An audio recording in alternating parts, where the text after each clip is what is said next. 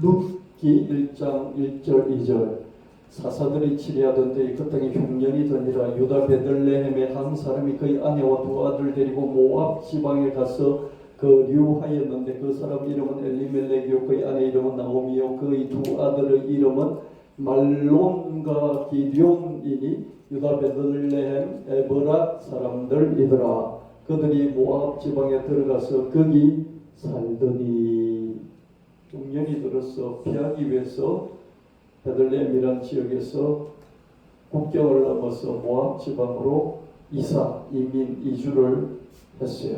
엘리멜렉이라는 남자가 아내 나오미와 두 아들 말론과 기럝을 데리고 살려고 이사를 갔죠. 나오미는 흉년을 피해 가족과 함께 베들레헴에서 모압으로 이사를 했습니다. 오늘은 나오미를 주인공으로 삼고 말씀을 계속 이어보겠습니다. 그러나 그 결과가 처참했습니다. 룻기 1장 3절 5절 나오미의 남편 엘리멜렉이 죽고 나오미와 그의 두 아들이 남았으며 그들은 모압 여자 중에서 그들이 아내를 맞이하였는데 하나의 이름은 오르바요 하나의 이름은 룻이더라.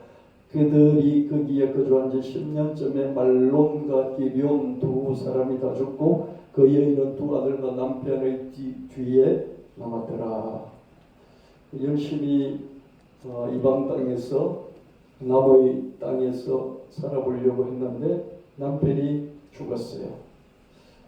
그래서 아내가 두 아들 데리고 열심히 살면서 모압 여자 중에 그 지방의 여자 중에 며느리 둘을 맞이해서 두 아들을 결혼까지 시켰어요.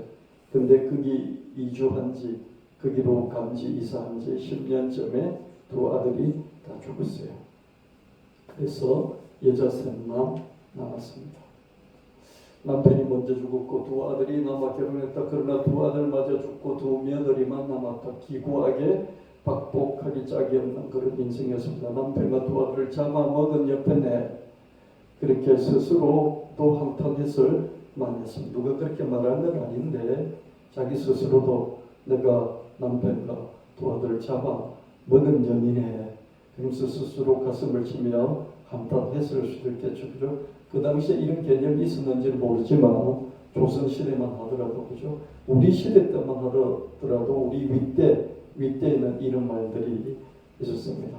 나오미는 하나님의 벌을 받아서 말할 수 없는 고난을 당한다 이렇게 생각을 했습니다. 도무지 설명하기 어려운 고난의 인생 앞에서 사람들은 종종 하나님이 그렇게 하셨다 이렇게 쉽게 결론을 내리고 합니다. 왜 그렇습니까? 이해가 안 되니까 하나님 벌 주신 거예요. 그냥 이렇게 본인도 그렇게 생각하고 남들도 다른 사람의 이 고통 앞에서 이런 말들을 쉽게 내뱉습니다.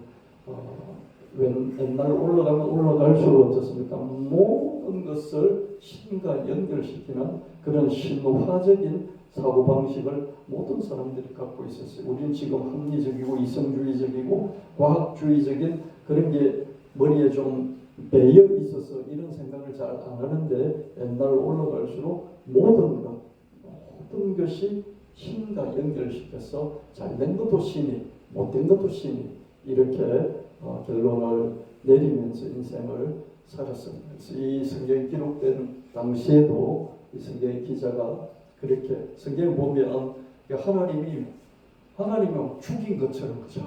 뭘 이렇게 크게 잘못한 것도 아닌 것 같은데 하나님 죽였다 이렇게 기록이 되는 그때의 어떤 그 신화적인 사고방식을 반영해서 성경 기자가 그 당시의 사람들을 생각하면서 써준 것이었다고 이렇게 생각이 됩니다. 그러나 하나님은 그런 분이 아니시죠.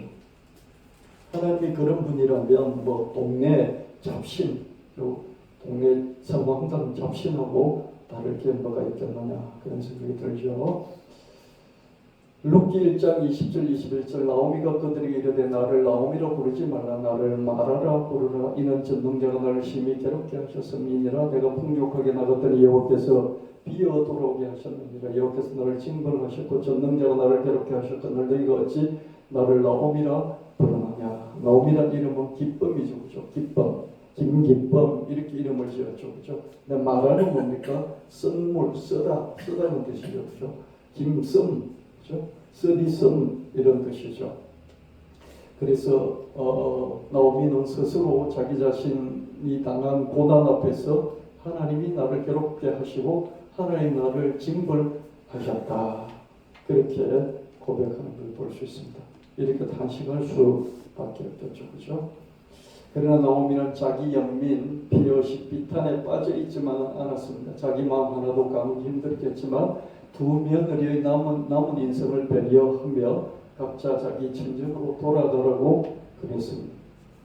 자기 영민, 비어식, 비탄에 계속 빠져 있을 수 있잖아요. 그렇죠? 근데 떨쳐버리고 일어났어요.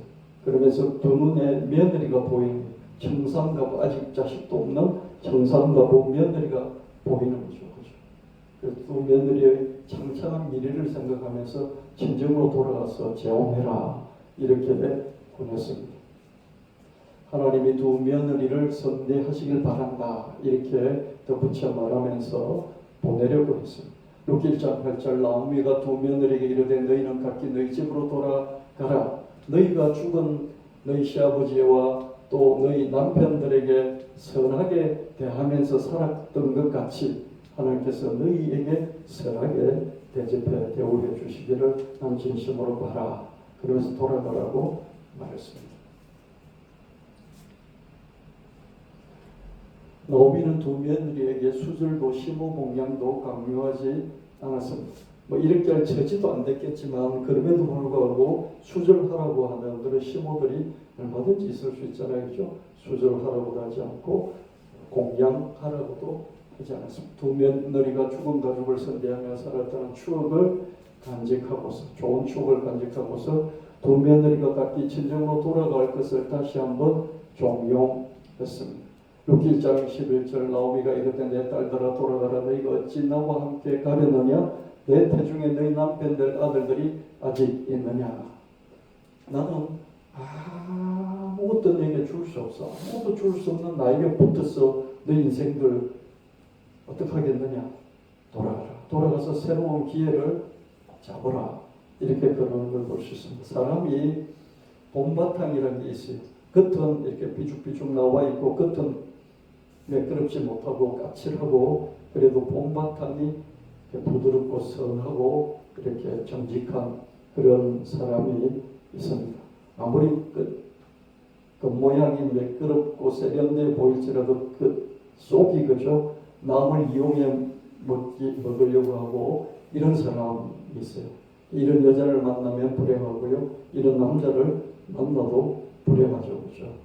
그래서 자기 배우자를 잘 이렇게 따듬으면 되겠죠. 그죠? 겉을 잘 따듬으면 돼요. 근데 속은 따듬기가 힘들잖아요. 그죠? 속이 원래 좀 착한 구석이 있는 사람은 겉만 따듬으면 돼요. 그죠? 근데 속이 착하지 않아요. 근데 겉을 따듬어도 좀 힘들겠죠. 그죠? 그래서 참 사람 보는 것이 힘든데요. 젊은 날에 그 사람의 내면을 살펴보면서 이 사람 내면이 타고난 천성이 좀 선한가 선하지 않는가 이런 것을 이렇게 체크해보면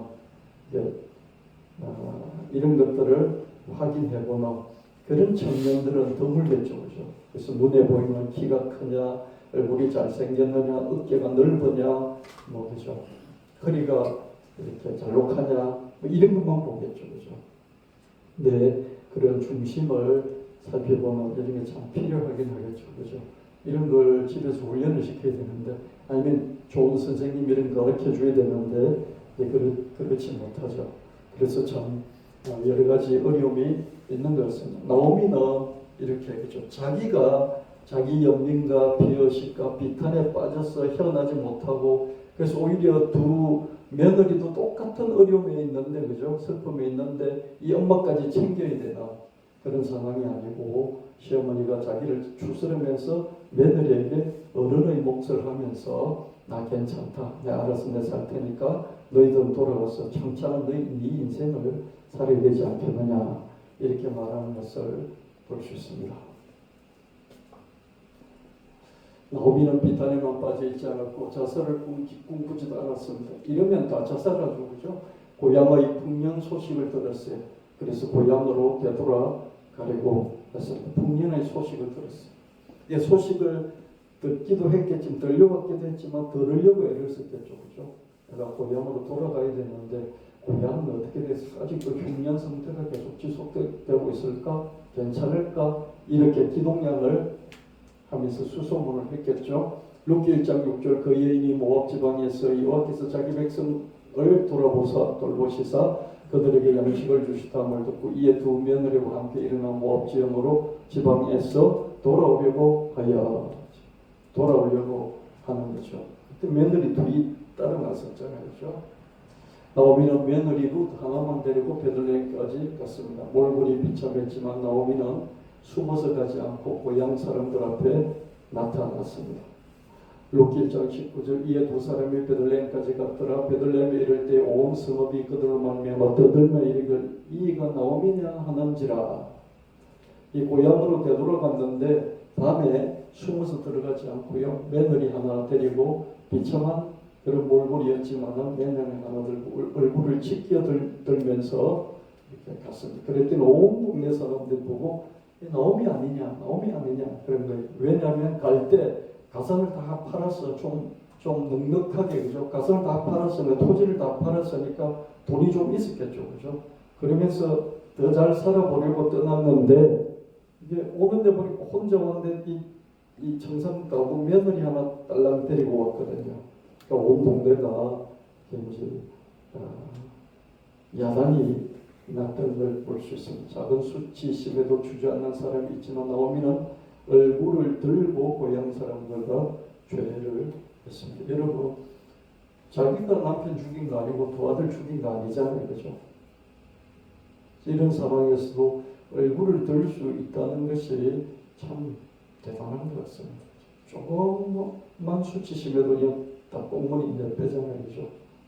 나오미는 그런 당당함이 있지 않을까 추측을 해봅니다.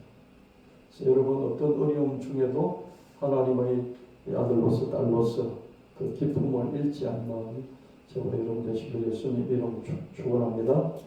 기죽지 않을 수가 없어요. 쫄리지 않을 수가 없죠. 그죠? 그럼에도 불구하고 자기 중심을 이렇게 잡아나가는 그 자기 관리가 필요하다 이 생각이 듭니다. 룻기 3장 1절 3절 룻의 시어머니 나오미가 그에게 이르되 내 딸아 내가 너를 위하여 안식할 곳을 구하여 너를 복되게 하여야 하지 않겠느냐 내가 함께하던 하녀들을 둔 보아스는 우리의 친족이 아니냐 보라 그가 오늘 밤에 타작마당에서 보리를 까불리라 그런즉 너는 목욕하고 기름 바르고 의복을 입고 타작마당에 내려가서 그 사람이 먹고 마시기를 당하기까지는 그에게 보이지 말고 나오미가 룻 자기 며느리에게 내 딸아 이렇게 불러줍니다. 여러분 시어머니가 며느리 보고 딸이라 할 수 있겠습니까? 요즘 며느리 보고 뭐 딸 같다 이런 말 하면 다들 눈에 쌍심지켜고 며느리가 무슨 딸이냐고 그러면서 그 말 한마디 했다고 눈에 도끼 들고 다 죽이려고 달려들잖아요. 그렇죠? 우리가 그러지 말았으면 좋겠어요. 뭐 그냥 딸 같다. 그럼 저 사람은 그냥 딸 같다고 생각하나 보다 딸 같아서 이용해 먹을 게 아니라 딸 같아서 더 귀하게 대우를 해주려고 하나 보다. 그래서 그 사람이 하는 말을 그냥 그대로 우리가 받아주면 어떨까 이런 생각이 듭니다. 며느리 보고 딸 같다 이런 말 하더라도 그걸 듣더라도 눈에 도끼 켜고 도끼질을 하지 않았으면 좋겠습니다.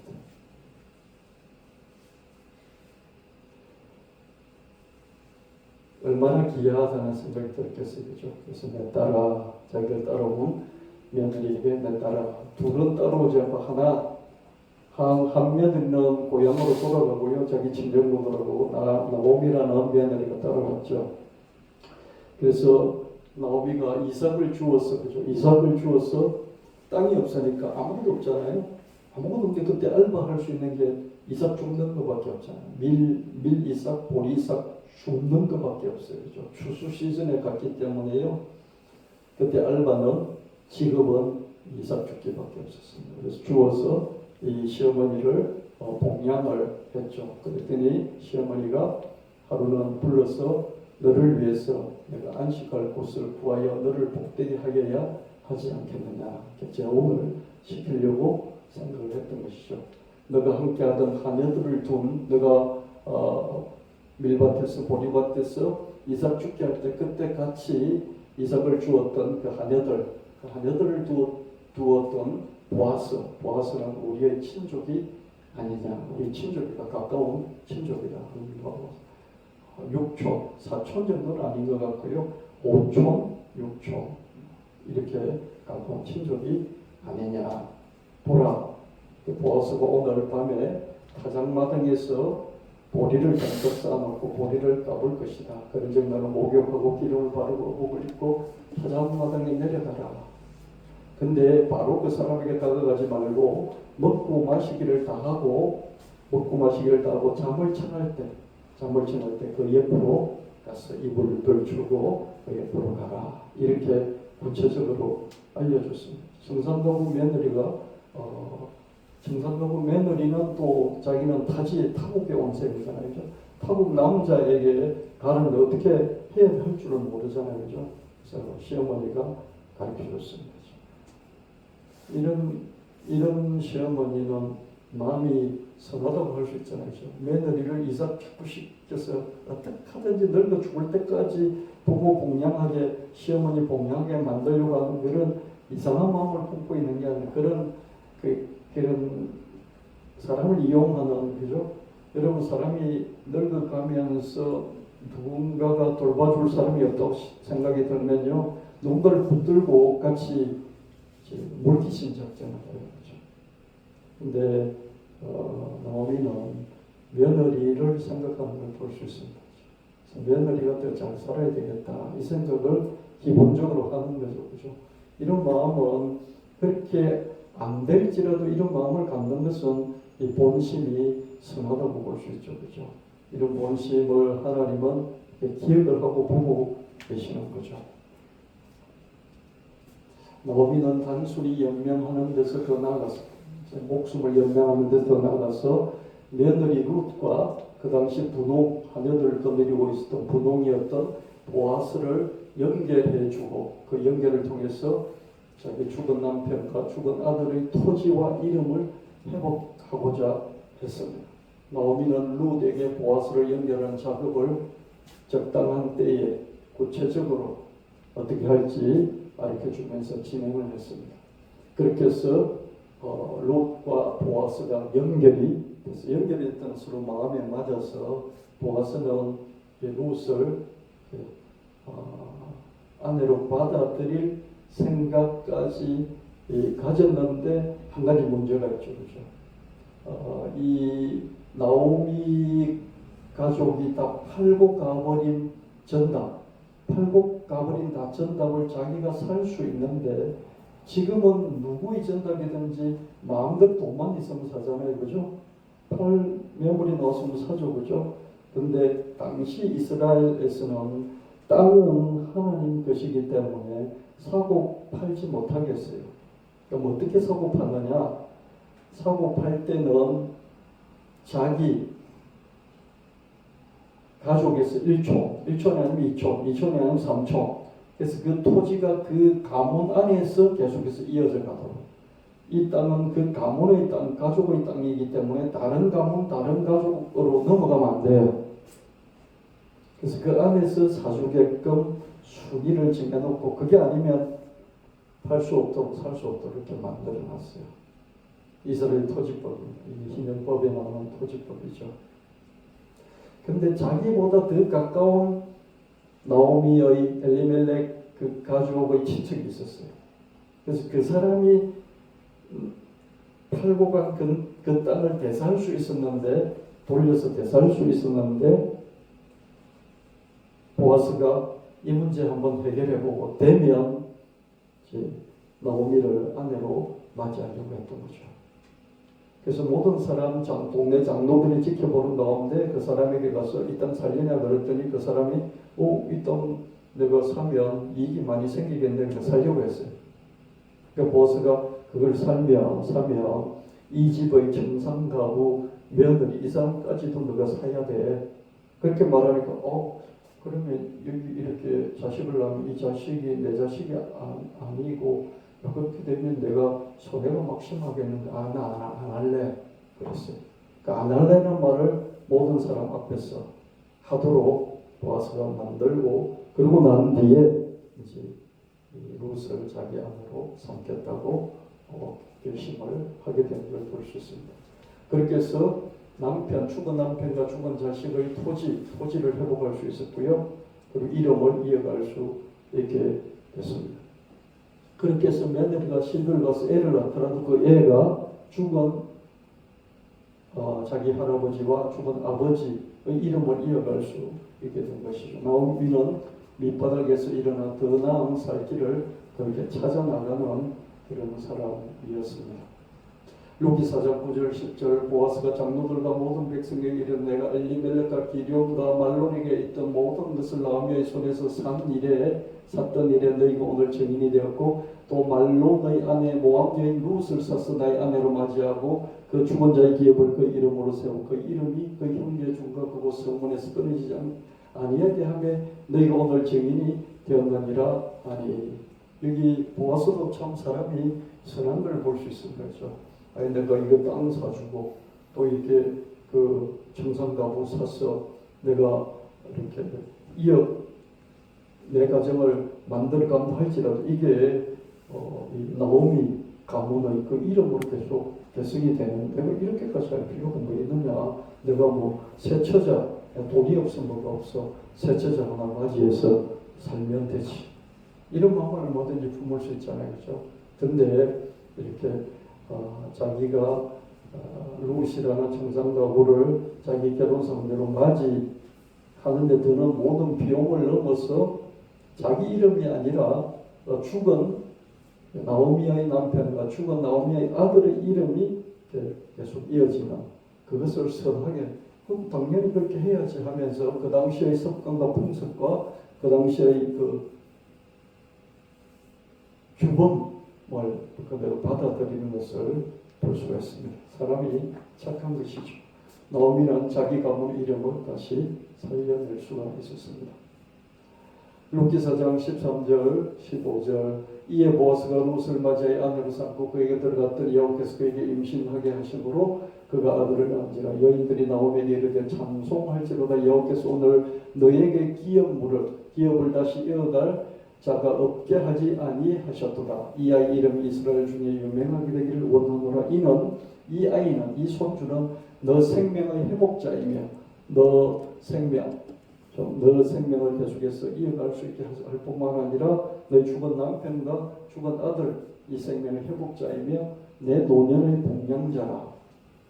너가 혼자서 슬슬이 죽어가지 않고 이 손자가 너를 복양할 것이라. 곧 너를 사랑하여 7 아들보다 귀한 너 며느리가 낳은 자보다 하니라. 아무런 핏줄이 섞여 있지 않잖아요, 그죠? 그리고 남은 남자한테 가서 결혼해서 애를 낳았어요. 그럼 나오미는 지 핏줄의 애가 아니에요. 그럼에도 불구하고 모든 동네 사람들이 지 핏줄 7 아들이 낳은 그런 7 아들보다 더 낳은 그런 며느리가 낳은 아들이니까 친자식보다 더 귀한 손주다. 이렇게 동네 사람들이 그렇게 말을 해주는 거죠. 이 말이 진짜인 것이죠. 나오미는 타지에서 남편과 2 아들 잃었으니 세상에서 가장 퍽퍽한 여인이었다고 할 수 있습니다. 그러나 자기 연민 피의식 비탈에 빠져있지만 않았습니다. 돌이킬 수 없는 그런 상황이었지만 결국은 죽은 남편과 자식의 토지와 이름을 회복한 데서 더 나아가서 손주까지 얻을 수 있었습니다. 나오미가 기양했을 때 나오미의 초라한 몰골을 보며 탄식했던 동네 여인들이 이제는 나오미의 인생을 함께 기뻐하며 축복하는 것을 볼 수 있습니다. 루키 4장 16절 17절 나오미가 아기를 받아 품고 그 양육자가 되니 그 이웃 여인들이 그에게 이름을 지어주되 나오미에게 아들이 태어났다 하여 그 이름을 오벳이라 하였는데 그는 다윗의 아버지인 이새의 아들 아버지였더라. 나오미가 손주를 품에 안고 키웁니다. 할머니가 손주를 키우죠. 그랬을 때 그 동네 여자들이 그 손주에게 이름을 지어준 거예요. 나오미가 아들을 낳아서 그 아들을 키우고 있다. 그렇게 막 말하면서 애의 이름을 오벳이라고 줬어요. 동네 사람들 아줌마들이 다 할머니급들이겠죠. 오벳 그러니까 보아스와 나오미도 그 자기 아이의 이름을 오벳이라 이렇게 지어줬습니다. 다윗의 아버지 이새의 아버지. 그러니까 다윗의 할아버지가 태어난 것이죠. 동네 여인들은 며느리 룻이 낳은 아들의 이름을 오벳이라 불렀습니다. 오벳은 뭐냐? 나오미의 오자예요. 벳은 아들이라는 뜻이에요. 그러니까 제가 김종춘이잖아요. 제가 손주가 있어요. 며느리가 어디 가서 손주를 얻어왔어요.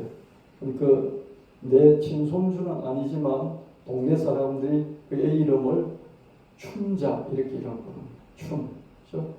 김종춘의 춘, 아들 자자, 춘자 이렇게 부르.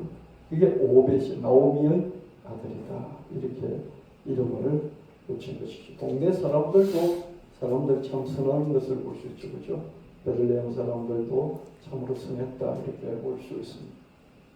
남편과 두 자식을 잃은 나오미에게 아들이 태어났다는 그런 말입니다. 극적인 대반전이라고 볼 수 있죠. 룻은 자신이 어찌 다시 애를 낳아주겠느냐? 내 뱃속에 애가 있느냐? 두 며느리 보고 그죠? 내 뱃속에 애라도 있냐? 애 낳은들 애가 20살 될 때까지 내가 기다릴 수 있겠느냐? 너희들도 할매가 될 터인데 아무런 희망도 없지 않느냐? 나를 떠나가라. 이렇게 말했던 그 말을 하나님 들으셨겠죠. 그죠?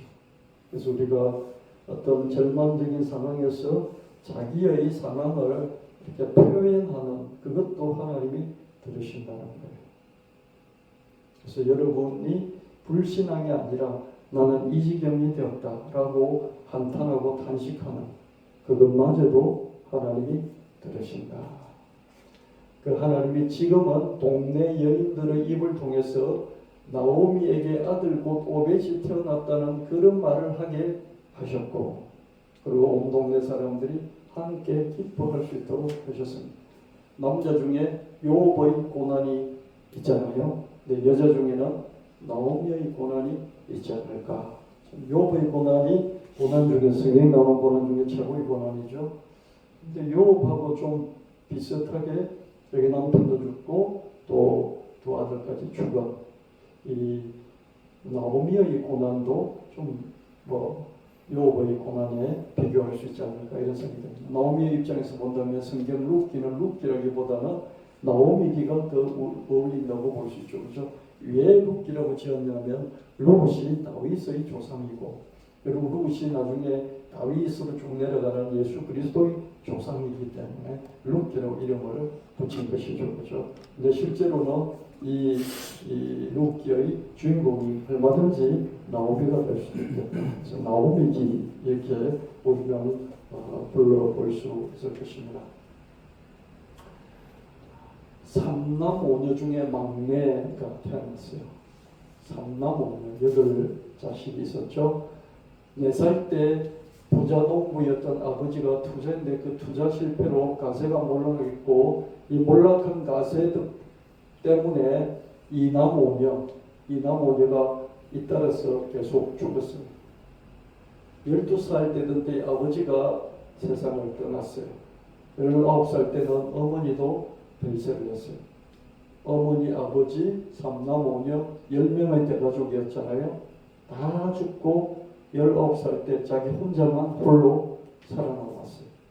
근데 그마저 각혈을 하고, 그죠? 병약해서 가난해서 초등학교 4학년 때 중퇴를 하고 점원 생활을 했습니다. 점원이라는 게 어느 가게 같은데 들어가서 이렇게 전빵 같은 걸 봐주는 그런 사람을, 어린 사람을 점원이라고 그러잖아요. 그의 첫 아들이자 외아들은 생후 8개월 만에 사망했어요. 딸만 둘 있었어요. 그래서 평생에 딸만 둘 있었고, 첫 아들은 외아들이었는데 낳자마자 8개월 만에 죽었죠. 그죠? 뭔가 해보려고 애를 많이 썼는데 인생이 너무 쓰라린 인생이지 않습니까? 그렇죠? 인생 전반전에 많은 죽음을 목격을 해야 했습니다. 그는 일단 충격 속에서 절망하고 좌절했겠죠. 그러나 계속 살 길을 찾았고요. 살아있다는 자기 삶에 감사하고, 그 다음에 이게 건강이 안 좋으니까 늘 절제를 느꼈죠. 술 같은 거 감하지 않고요. 겸손하면서 사람들을 섬기는 이런 덕목을 가지고 자기 자신을 관리를 했어요. 그리고 조그마한 회사를 하나 세우고 그걸 크게 키워나갔어요. 그는 살아남은 사람들이 책임을 강조했고 공동체 정신을 강조하고 인간 존중과 인재 경영을 강조했어요. 그래서 자기가 세운 회사를 70년 가까이 경영을 했습니다. 마쓰시다 전기산업이라는 그런 이렇게 전부 소켓 만들고 이런 거 있잖아요. 그런 회사를 세웠죠. 이 회사의 그 가장 뭐라고 할까요? 효자 아이템이 뭐였냐면 쌍소켓을 처음 만든 회사예요. 소켓이 원래 하나밖에 없잖아요. 소켓 아세요? 배별 전구등 이렇게 돌려서 끼는. 근데 그거를 쌍으로 양쪽으로 해서 쌍소켓을 처음으로 만든 그런 회사입니다. 70년 가까이 회사를 경영했습니다. 마쓰시타 그룹인데 마쓰시타 그룹이 주력 회사는 파나소닉이라는 회사 이름으로 바뀌었죠. 마쓰시타 그룹인데 그 그룹이 이제 파나소닉이라는 이름 바뀌어서 파나소닉 그룹. 그 그룹의 창업주. 일본에서는 경영의 신으로 불리며 94세까지 1894년에서 1989년까지 살았죠. 마쓰시타 오노세케라는 사람을 이야기. 지금도 일본의 경영의 신으로 불리는 그런 사람입니다. 자기 가족이 다 죽고 자기 외아들까지 죽고 그래서는 어떻습니까? 사람 아주 귀하게 여기고요. 살아남는다는 것이 버틴다는 것이 버텨서 살아남는다는 것이 백약하지만 자기를 겸손하게 절제하면서 관리하니까 이렇게 오래 산다는 것이 뭔지 그런 걸 안 사람이죠. 그래서 자기 회사 사람들을 기준히 여기고요. 그래서 평생 그런 이제 한 번 직장에 들어오면 잘라내는 법이 없나. 기업이 아무리 힘들어도 월급을 줄였으면 줄였지 자르는 법이 없나. 그래서 뭐 이런 평생 직장 이런 개념을 일본에서 만들어낸 사람이었고요. 자기 가족이 자기밖에 없으니까 어떻겠습니까? 회사 사람들 가족처럼 여기는 공동체 정신. 그러면서 회사에서 사람을 길러내는 그래서 이런 마쓰시다 정경숙이라는 인재를 길러내는 정치사회 인재를 길러내는 그것도 만들었고요. 거기서 일본의 국회의원들이 많이 배출이 되기도 하고 그랬습니다. 작은 돌부리에도 넘어져 일어나지 못하는 사람이 있는가 하면 선을 넘고 바다를 건너 끝까지 살아남아 요종의 미를 거두는 사람도 있습니다. 나오미가 그런 사람이었고 마쓰시타 오노소케가 그런 사람이었다고 볼 수 있겠습니다. 시편 118편 17절 내가 죽지 않고 살아서 여호와께서 하신 일을 선포하려다. 죽지 않겠다. 살겠다. 그냥 수명만 연장시키는 게 아니라 살았어. 하나님을 드러내는 하나님을 보여주는 그런 인생을 살겠다. 산 사람은 죽지 않고 계속 살아남아야 하고요.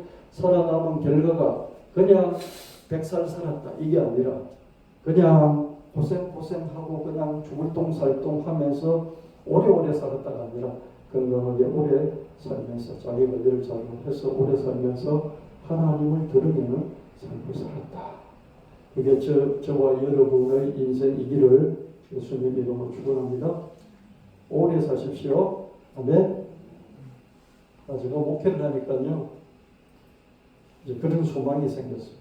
내가 오래 살아야 하지 않는 이런 옵션보다는 일찍 돌아가시는 이런 분들을 보면서 오래 살아야 되겠구나. 그래서 오래 살지 않으면 떠나잖아요. 남아있는 사람이 너무 슬프고요. 평생 슬프잖아요. 물론 우리가 천당에서 만나겠지만은 그래도 슬픈 걸 어떡합니까? 그렇죠? 그래서 오래 살아남고 오래 살아남아서 내 삶을 통해서 하나님이 드러나면 좋겠구나. 그런 생각을 자꾸 하게 됩니다. 일하다가 성공하다가 원수를 갚다가 죽는다면 무슨 소용이 있겠는가. 살아남아서 일도 하고 성공도 하고 원수도 갚아야 할 것이다. 일보다도 성공보다도 보복하는 것보다도 건강하게 오래 살아남는 것이 더 중요하다. 건강하게 오래 살아남아서 원수의 죽음을 보는 것이 가장 큰 복이다. 그렇잖아요? 오늘 하루 내가 살아있다는 것이 가장 큰 무기이고요. 그죠? 그렇지 않습니까? 건강하게 오래 살아남아서 계속 삶으로써 내 원수들이 죽는 것을 보는 것, 이게 가장 큰 복이라는 것입니다. 그 칼을 휘두르서 상대방을 죽이는 게 아니라 상대방을 이렇게 구렁텅이에 빠지는 그런 계략을 써서 죽이는 게 아니라 원수를 가만히 그냥 내버려두는 거예요. 내버려뒀더니 죽더라 이거예요. 그 죽는 것을 내가 오래 사니까 보는 거예요. 당신을 괴롭히는 그 원수들을 어떻게 원수 갚았습니까? 그렇게 찾아가서 인터뷰를 했더니 그냥 죽었어. 내가 오래 사니까, 오래 건강하면서 사니까 다 죽었어. 하나도 없어. 내 원수들 그냥 다 죽던데. 멋있잖아요. 그죠? 여러분 오래오래 살아서 여러분을 괴롭게 하던 사람 죽는 것을 볼 수 있게 되기를 바랍니다. 그죠? 원수 갚을 필요가 뭐 있어요. 그죠? 내가 오래 살면 되나? 할렐루야. 아멘. 다른 거 신경 쓰지 마시고요. 여러분을 몸도 마음도 관리를 잘해서 오래오래 사세요. 남편보다 오래 살면 돼요. 남편이 괴롭히면 남편보다 오래 살면 돼요. 마누라가 괴롭히면 저희 관리 잘해서 몸 관리 마음 관리해서 마누라보다 오래 살면 돼요. 물론 같이 화목하게 오래 살기를 바랍니다. 성경은 하나님을 경외하고 사람은 오래 살고 부모를 공경하면 오래 살고 하나님 말씀 곧 지혜를 얻으면 오래 산다고 그렇게 밝히고 있습니다. 잠언 14장 27절 여호와를 경외하는 것은 생명의 셈이다. 생명의 셈이다. 하나님을 경외하라. 여호와를 경외하는 것은 사람으로 생명에 이르게 하는 것이다. 잠언 19장 23절 잠언 10장 27절 여호와를 경외하면 장수하느니라. 하나님을 경외하면 생명을 얻고 장수한다. 하나님을 경외하고 사랑하는 것이 장수, 오래 사는 것의 첫 번째 비결입니다. 시편 91편 14절 16절 하나님이 이르시되 그가 나를 하나님을 사랑한즉 하나님이 그를 건지시리라. 그가 내 이름을 한즉 내가 그를 높이리라. 그가 내게 강구하리 내가 그에게 응답하리라. 그들이 환난 당할 때 내가 그와 함께 그를 건지고 영화롭게 하리라. 내가 그를 장수하게 함으로 그를 만족하게 하며 나의 구원을 그에게 보이리라 하시도다.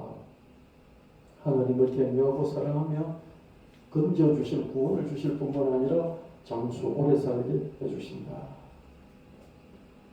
출애굽기 20장 12절 내 부모를 공경하라. 그리하면 내 하나님 여호와가 내게 준 땅에서 내 생명이 길리라. 부모를 공경하는 것이 장수의 두 번째 비결입니다. 부모를 공경하면 생명이 길어집니다. 에베소 6장 2절 3절 내 아버지와 내 어머니를 공경하라. 이것은 약속이 있는 첫 계명이 이로써 내가 잘되고 땅에서 장수하리라. 부모 공경은 단순한 명령. 이게 십계명은 명령으로 다 끝나요. 근데 이 부모 공경은 명령을 하고 나서 이 그대로 지키며 너가 땅에서 장수만세할 뿐만 아니라 형통할 것이다. 이렇게 하나님께서 딱 뒤에 그죠? 뭘 하나 붙여놨어.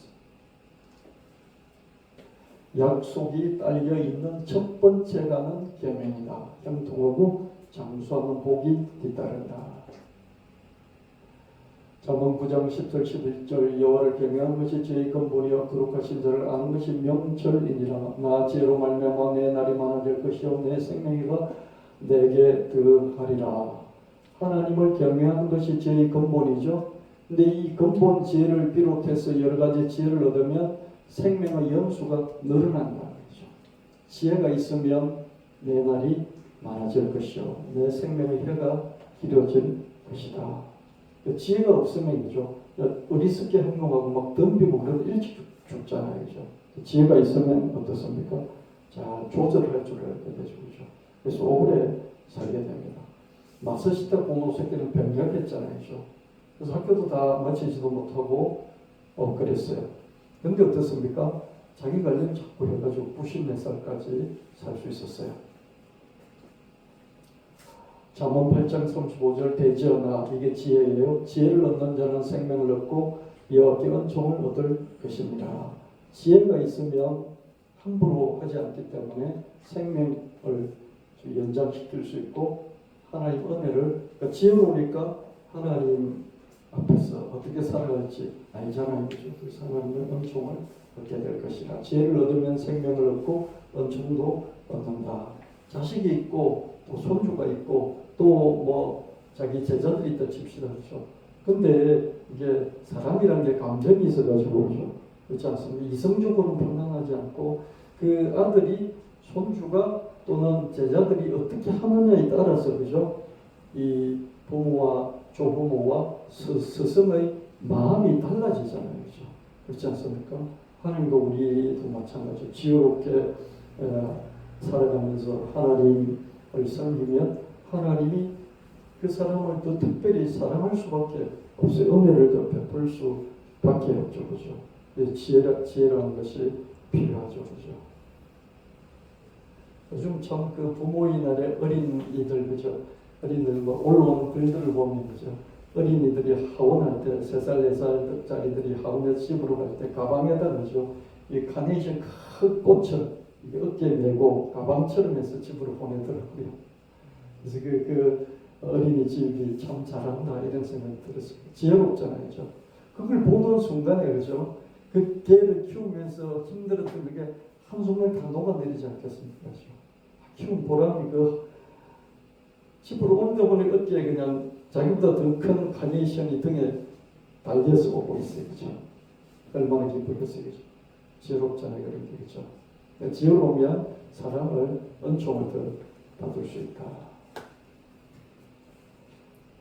잠언 3장 15절 18절 지혜는 진주보다 귀하니 너가 사모하는 모든 것으로도 이에 비교할 수 없도다. 그의 오른손에 지혜의 오른손에 오래 사는 것이 있고 그의 왼손에 부자로 사는 것이 부와 기가 있다. 그 길은 즐거운 길이고 그의 지름길은 다 평강이다. 지혜는 그 얻은 자에게 생명나무라. 지혜를 가진 자는 복되도다. 지혜를 가진 사람 복이 있는데 생명도 없고 부귀도 없고 장수도 없고 평강까지 없다. 저 부귀 영화를 누리는데 평강까지 있는 거예요. 하나님 경외하는 것이 근본 지혜이고 또 하나님 말씀 그 자체가 지혜가 됩니다. 지혜가 뭐냐? 지혜가 여러 가지들이 있을 수 있겠죠. 그죠? 잠언에 지혜가 많이 나오고 전도서에 지혜가 나온다. 그렇게 말할 수도 있겠죠. 그죠? 근데 하나님 말씀 전체가 우리 삶의 기준을 세워주면서 할 것은 하게 하고 안 할 것은 안 하게 하면서 이렇게 너무 과하지도 않고 너무 처지지도 않고 적절하게 삶을 관리해 나갈 수 있는 이것을 하나님 말씀에 가르쳐주고 있습니다. 시편 119편 98절 100절 주의 계명들이 항상 나와 함께하므로 그것들이 나를 원수보다 지혜롭게 하나이다.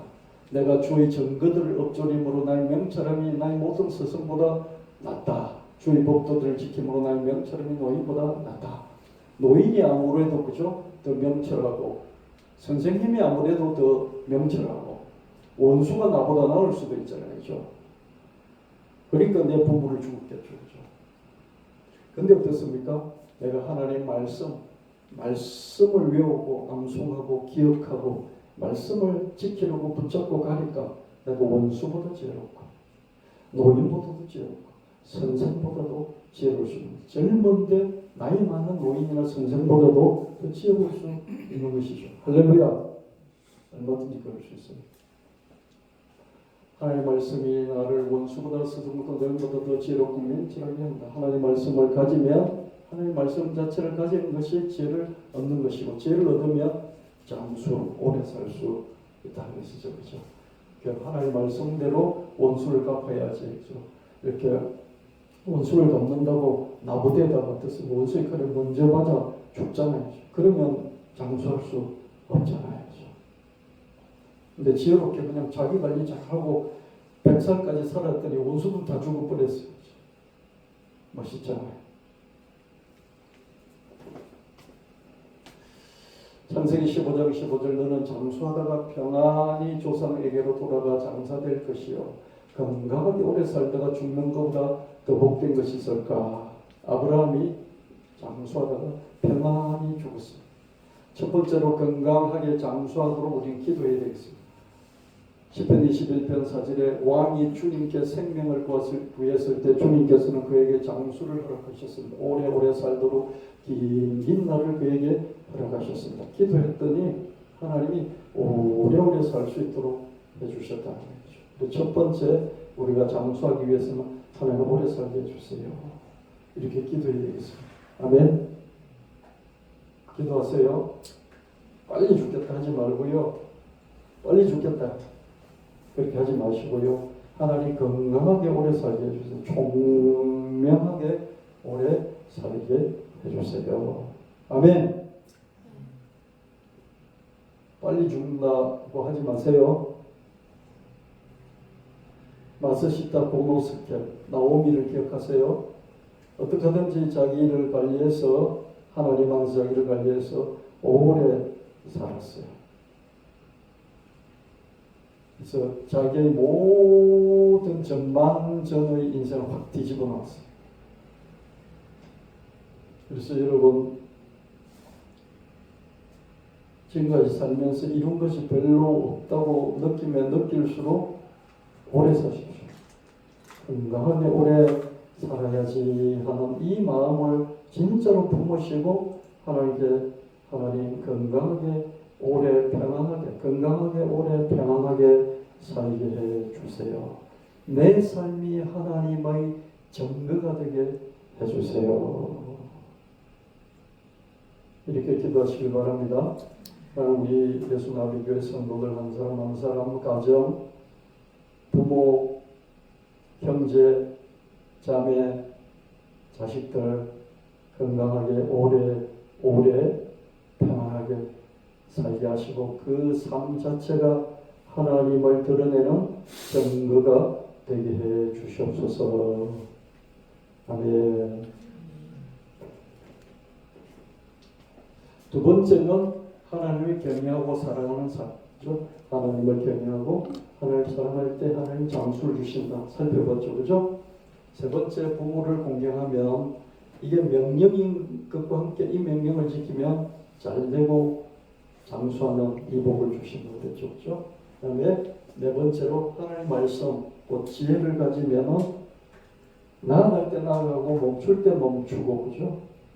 강하게 할 때 강하게 하되 더 이상 강하게 하면 안 되는 걸 알게 하시고 축치고 앉아서 그냥 아무것도 안 하는 절망과 좌절에 빠져 있지 않게도 하시고 그래서 이 지혜가 하나님의 말씀이 우리를 오래 살게 해준다.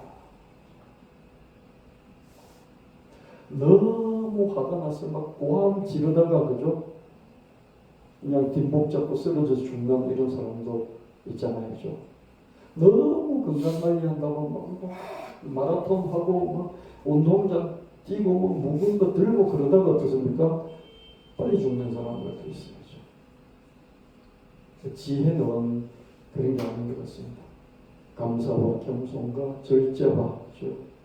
섬김 이런 것들이 이루어지면서 그런 중에서 자기 관리를 잘 해나가는 이런 것이 지혜이지 않을까 이런 생각도 해봅니다. 살아서 적응하는 신앙 어쩔 수 없는 상황에서 어쩔 수 없이 순교할 수 있어도 순교는 처우 있을 때 죽지 말고 살고 또 살라고 주신 생명이잖아요. 살고 또 사는 것 자체가 숭고한 거지 순교가 숭고한 게 아니죠. 하나님은 이삭의 번제물을 이삭을 죽여서 바치는 불태워 바치는 번제를 원치 않으시고 숲풀 뒤에 어린 양을 제물로 바치게 하셨어. 가곡 대행교회 목사들이 순교를 강조해. 대행교회 목사들 다 그렇다는 게 아니라 이런 목사들이 있어요. 그럴 때마다 저는 이런 생각이 들어요. 같은 목사인데 자신들이 하지 못할 순교를 왜 저렇게 강조하지? 그런 생각이 좀 많이 들었어요. 자기 자식들은 선진국 유학을 보내면서 교회가 크니까요. 모든 게 교회 지출입니다. 사모 생일상 차리는 것도 교회 지출이에요. 자식 유학 보내는 것도 교회 재정으로 다 유학을 보내요. 그 어떻게 하든지 교회 재정으로 유학 보내면 어떻게 하든지 유학을 보내려고 그러죠.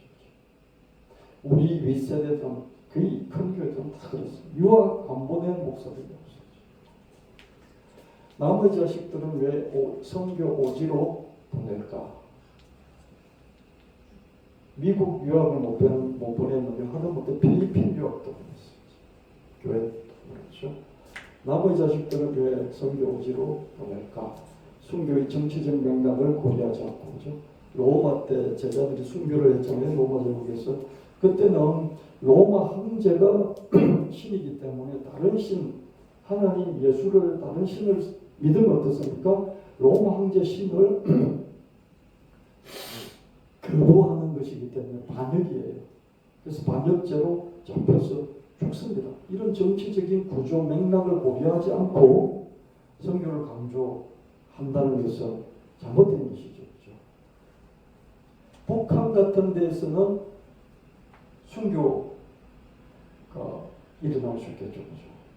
그렇지만 중국 북경에 보내서 북한으로 잠입해서 성경책 나눠주고 오라, 그렇게 남의 자식을 그렇게 시키면 안 되겠죠. 그죠? 왜 그렇게 시킵니까? 지가 가야지. 지가 가든지 지 아들 보내야지 왜 남의 아들을 보냅니까? 남의 딸을 보내서 죽게 하냐고. 절대로 들어가지 말고 절대로 잡히지 말고 내가 사명감을 갖고 그렇게 복음을 전하고 싶지만 북한에 그래서 죽으면 안 돼. 너가 원치 않아. 그렇게 말해줘야 되잖아요. 목사가. 그죠?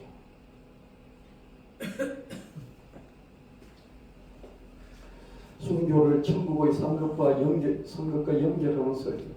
죽음이랑 순교하면 가장 큰 면류관이 있어. 천국에서 가장 큰 상급 중에 하나가 순교야. 여러분, 천국 가서 큰 상급 얻으려고 순교해서 되겠습니까? 그죠? 하나님 주신 생명을 살고 또 살았어. 이삭처럼 야곱을 낳고 야곱처럼 12지파를 낳고 그렇게 살아야지. 순교해서 되겠나고요. 물론 스데반도 있고 바울도 있지만 그는 어쩔 수 없는 상황에서 순교를 한 것이지 순교하겠다 그러면서 떠벌리는 순교가 아니잖아요. 이런 정치적인 구조 속에서 순교를 당한 것이지 순교한 것이 아니잖아요.